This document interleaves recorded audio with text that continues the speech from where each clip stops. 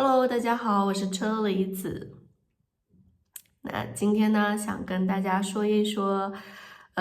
关于 HSK 的一些变化。原因是这样的，因为最近我在准备我的视频的语言水平的时候呢，我发现那个 HSK 1、2、3、4、5、6那6本书，其实对于我想要表达的东西已经不够用了。所以最近我就开始参考了新的 HSK 的标准啊。然后我越用这本书，我越觉得，这本新的标准真的是太好了，因为，它里面做了很多新的改变，让我觉得这个新的标准其实更适合大家的学习。那我今天呢，就来跟大家说一说，为什么我喜欢这个新标准的2个原因。这个新标准其实大家应该都听说了，这个 HSK 它的新标准里面不是只有6个级别，而是有9级，所以很多学生在听到有9级的时候呢，都会比较害怕，问我，哎呀，老师6级已经这么难了，那9级他应该怎么考？他真的不知道。所以呢，我就研究了一下，我就看了一下这个 HSK 它的7、8、9级的一些定义呀。我发现其实它虽然是有9个级别，但是不代表你就是要考9个考试，不代表你就是要考9个考试啊。就是现在的 HSK 考试还没有变成新的考试，还是以前的考试，所以还是1到6级，还是1到6个级别。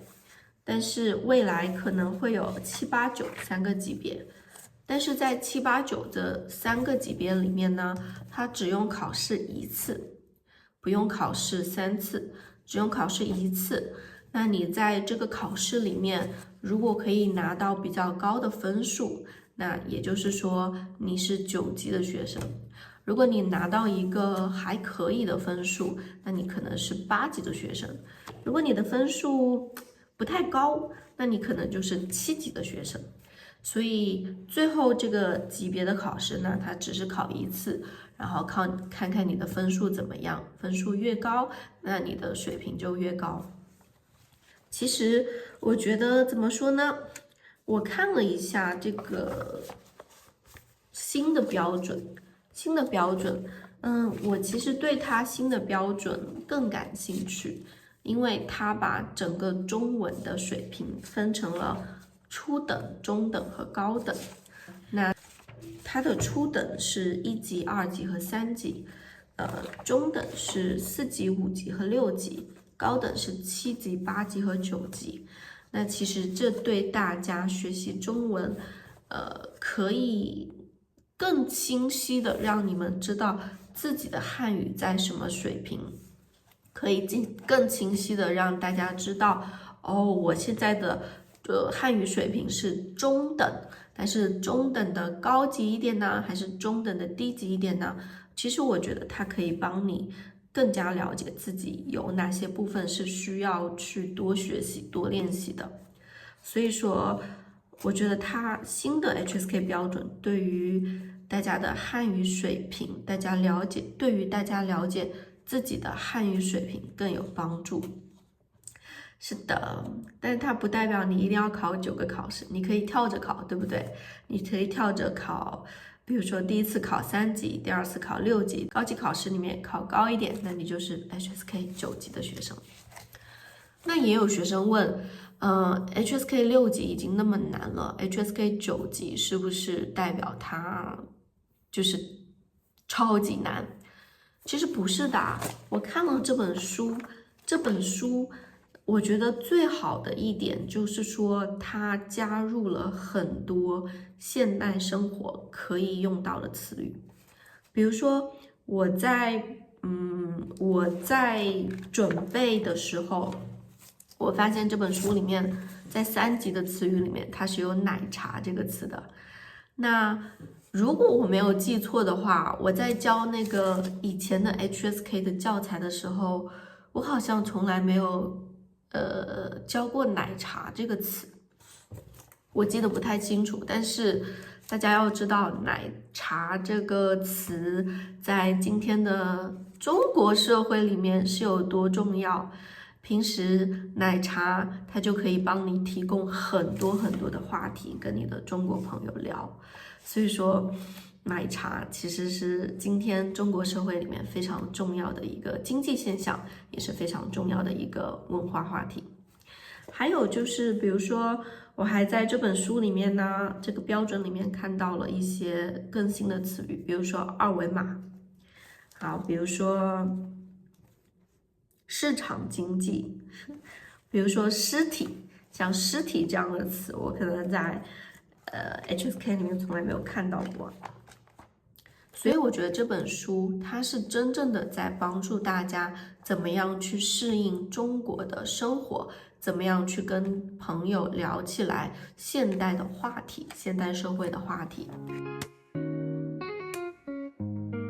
所以现在就要跟大家说一说，根据你的目标，你应该选择学习怎样的 HSK。如果你的目标是考 HSK 的考试，通过 HSK 1到6级的考试，然后拿到奖学金来中国留学，那大家还是要去学习以前的那6本书。你学好了那6本书，你肯定可以通过 HSK 的考试。因为现在考试的标准和内容还没有改变，还没有变到新的内容，所以大家为了考试准备，还是要学习以前的内容。但是如果你学习中文的目标是要来中国生活，要来中国工作，来中国旅游，你想了解中国的文化，想要交中国的朋友，那我建议大家可以看看新的标准。虽然现在还没有新的教材出来，没有新的根据这个标准做出来的教材，但是大家可以了解一下这本书，因为这些词语它真的可以帮助你建立你在中国的生活。其实我现在也想了想，有很多同学说他们学完中文以后发现自己还是说不出来，也听不懂。其实也有一部分原因是因为教材太老了。其实我教过很多教材，那些教材对于中文老师来说真的是很难教，因为有很多词我们现在已经不说了，也不用了，而且有很多词语应该教的词语也没有教给学生，大部分话题也很无聊，也很过时，也很老，所以说那些教材其实拿给中文老师也觉得挺难教的。但是如果有学校或者有人把这本新的标准变成了教材的话，我觉得对学生是非常大的帮助。那我以后的视频呢，也会尽量的用这本书里面的内容去造一些句子，或者做一些听力的练习，放在我的视频里。是的，所以大家可以根据你的需要，如果你要考试，那大家就准备好好学习以前的 HSK。如果你要学习中国的社会文化，了解中国的生活，那大家可以去看一看这个新的标准。那还没有教材，很可惜的事情是现在还没有教材，但是希望很快有吧。不过语言永远是变化的，永远不要依赖一本教材。是的，我们永远要把自己学习的语言跟这个社会联系起来。那这就是我今天想要告诉大家的2个我为什么喜欢新 HSK 标准的原因。那如果大家对新的 HSK 标准还有问题，可以写在评论里面，我会一一回答你们。那今天就说到这里啦，我们就下次见了，拜拜。